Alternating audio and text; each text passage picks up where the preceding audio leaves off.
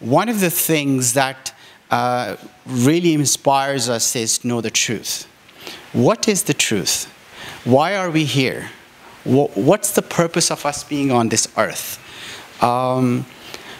If we look at back in the history, 50,000 years ago, the murals and the pictures from the caves that we see today, they all depict that there was some spiritual inclination of the human beings during that time as well.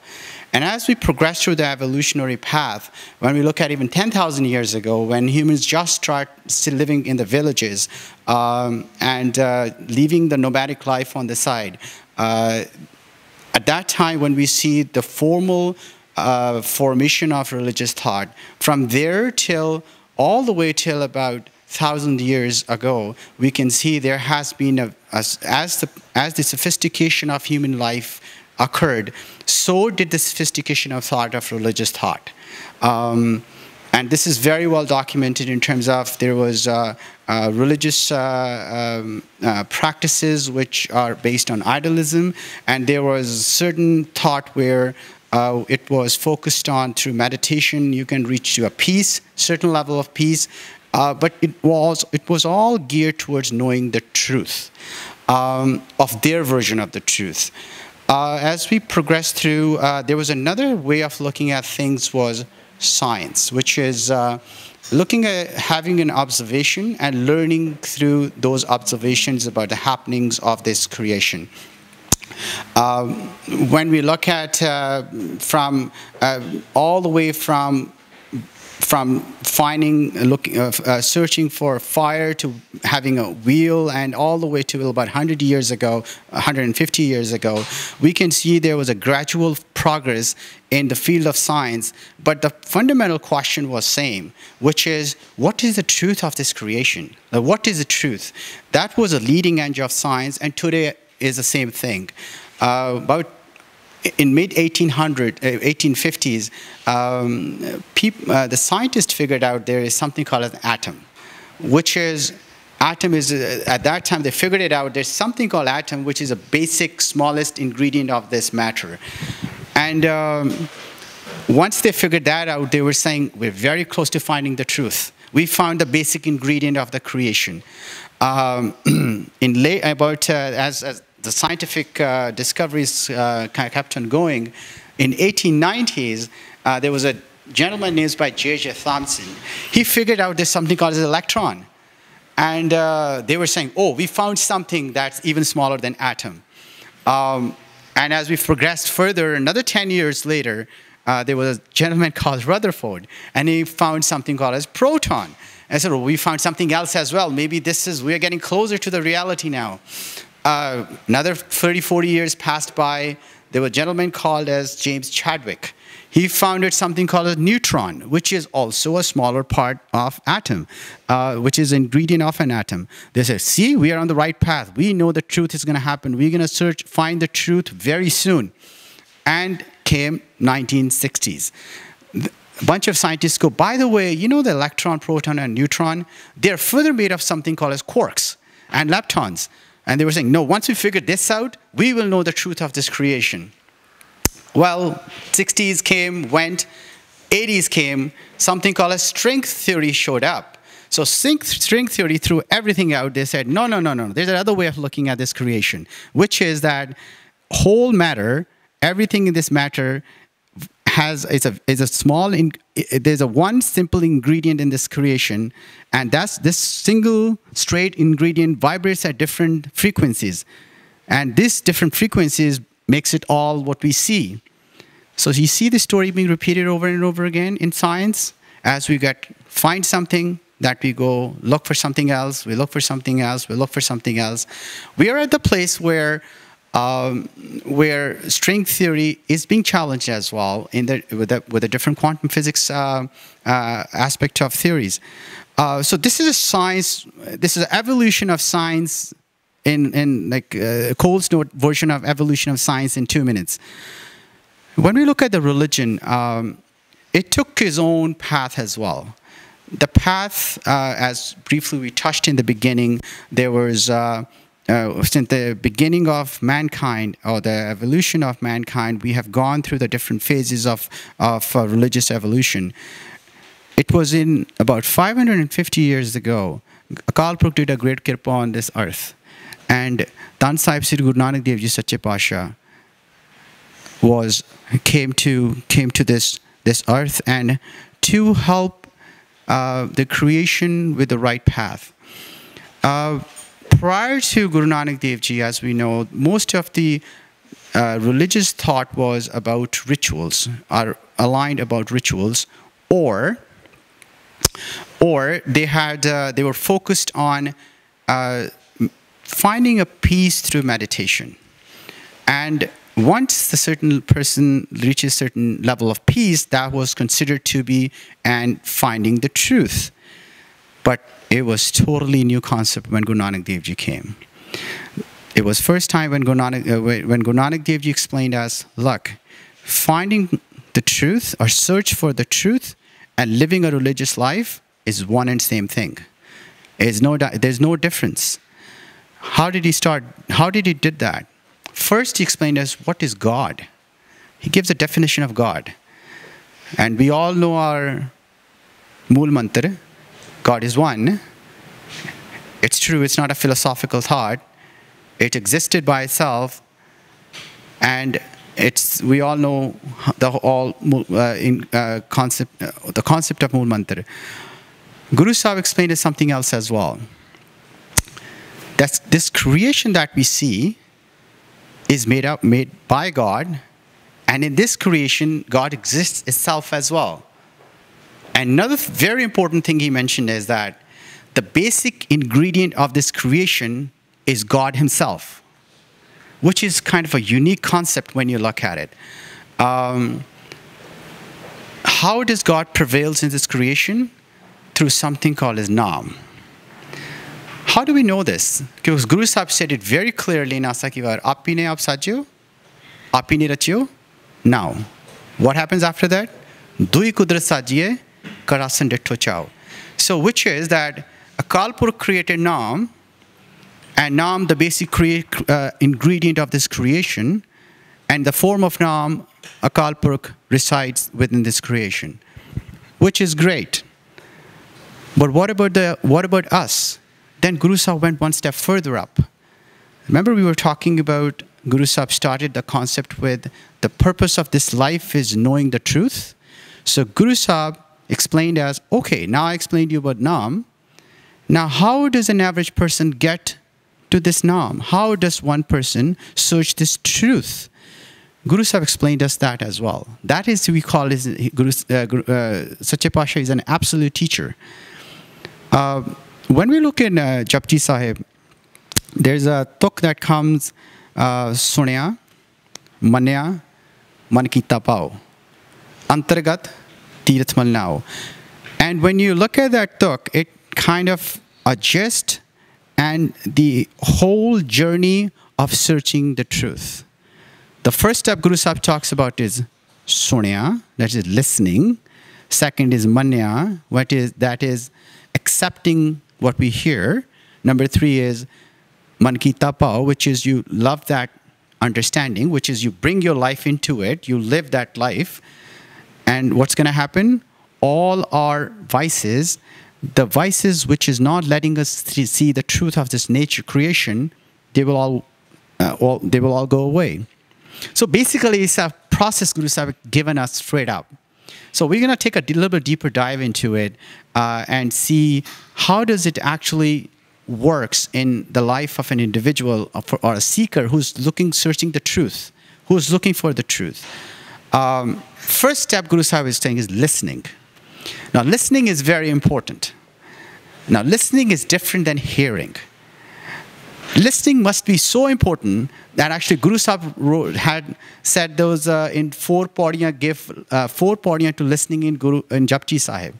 It must be utmost importance. That's the reason Guru Sahib spent so much time in that Bani. So there's a difference in listening and hearing. So everyone here, most of us, is hearing, which is when I'm speaking, everyone is absorbing that. Comparing with what they already know, the paradigms and their own experience, and learning through that interaction. But then there is listening. Listening is absolute, without any interpretation. You're just listening a concept. You're listening something. And that can only happen when our ego is totally dispelled. How do we know this? When we sit in kirtan or apne kirtan smagam de vich, that is an act of listening we are trying to do.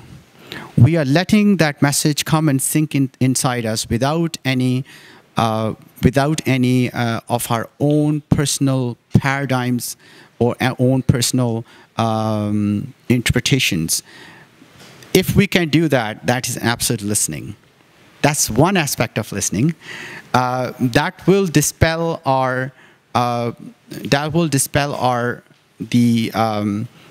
some of the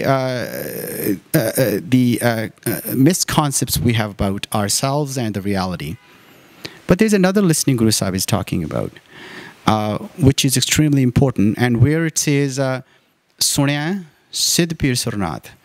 So when Guru Sahib is saying that by this listening, you can have a same understanding of nature as Siddhs and the superhuman beings had. Just to give example of who Siddhs were, or they still are, these were the people who could defy the nature, who could defy the space and time. They could fly up in the air. They can do superhuman tasks. It's not a hocus pocus stuff. I want you to go on YouTube, and there is actually a video by National Geographic of a Buddha boy. The video was made in 2009. So this person, he was in Nepal, and he vowed to sit for 2 years without food. 2 years. So when National Geographic went there, the team went there, this young boy was already sitting for 6 months. That's what it was. His caretakers mentioned that he's been sitting for 6 months, and they jumped through various hoops, and they put the camera on for 24 hours straight up, and the camera ran for 8 days. And in those 8 days, this boy didn't sleep, didn't get up, didn't drink, didn't eat, and he was sitting. And he was sitting right inside the fire. You can see that in the video. So this is these are the special energies you can get through meditation. But what is Guru Sahib talking about? If you listen, you can get all these powers. So what is this listening, what Guru Sahib is talking about? That listening is listening a Guru Mantra. The strength of Guru Mantra, when we listen to that sound of Guru Mantra while living our life according to what Gurbani has told us, that has a strength of dispelling all our doubts, all our vices, all our paradigms. What will happen? This listening will become so deep that we can actually listen to the primal sound of this creation. The primal sound, which is Nam itself, the basic ingredient of this creation. This sound of Guru Mantra has strength to take us to that sound, which is Nam. This Nam Abhyas that we do has a strength of taking us to sound of the Anhad Bani or Shabad Jinu Apa Kehne hain. And this is a state of listening. By just listening, we can do this. And what else happened along with that? What Gurbani tells us. This is not an intellectual learning. It's an experiential learning. When we are experiencing this sound of Nam, it's an experiential learning, experiential being into this realm. What else happens along with that? What Guru Sahib mentions. And also many Gursikhs who did this journey. Intrinsically, you understand the nature in the much deeper level. Why are things the way they are? Why is space-time is the way it is? How is this Earth, stars, solar system, galaxies, they are in the way they are?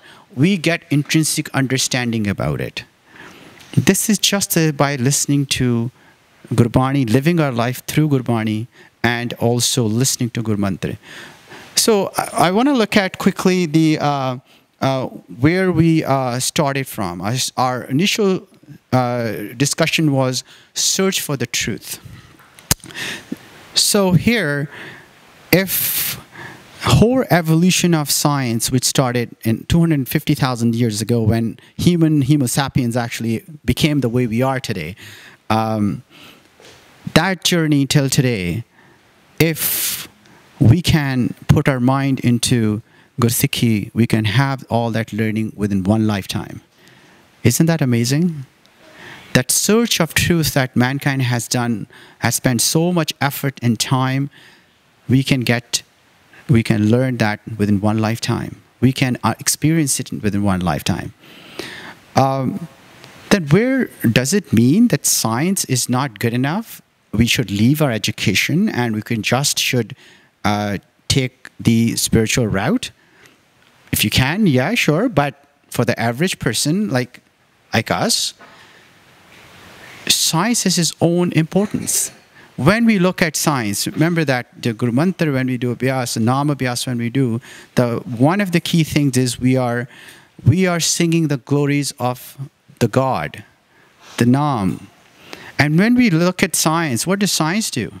It gives us the internal happenings, internal workings of this nature.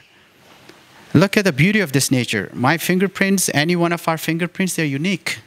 6.5, 7 billion people living on the earth. None of them match. Our retina is unique. None of us it doesn't match. Look at zebra. You know the lines on the zebra? It's unique. You never find two zebras ever lived having the same pattern on themselves. Isn't that amazing? Isn't that wondrous? How did we only learn these things through the discovery of science, when we look at the nature in more introspective and deeper way. And then when we put our mind to it and we say, wow, Vaiguruji, you are just amazing. What you have done, nobody can do. And this is the glory of Naam. That's the reason this uniqueness, this creativeness, the absolute 100% vibrant creative power, it can only happen through Naam. And it inspires us to know the truth. And so looking at that, there's no dichotomy again in between science. There's no a conflict in between science and living as a Gursikh and seeking for the truth through Gursikhi. As a matter of fact, it reinforces your conviction of living a Gurmukh life, because when you see the truth in front of your eyes and when you see what Guru Sahib teaches us, it is so close. When you say, wow, when you look at the science and the learning we do. Also, it tells us something else. When we look at this, we look at what the greatness of Naam and our target of our life, and all the petty, meager things that we spend so much time on, bickering, groupism, fighting, all the negativity we have. When we look at that and we look at where Guru Sahib wants to take us, it gives us kind of intrinsic understanding how small those things are and how large and vastness of Gursikhi and the living of life, living a life of a seeker is. Seeker of the truth. So once again, there is no dichotomy in between science and Gursikhi. As a matter of fact, it helps if we, the concepts of science helps an individual to, at Gursikh, to move further into the path of seeking the truth through introspection, through connecting with Naam. Vaiguru Ji ka Khalsa, Vaiguru Ji ki Fateh.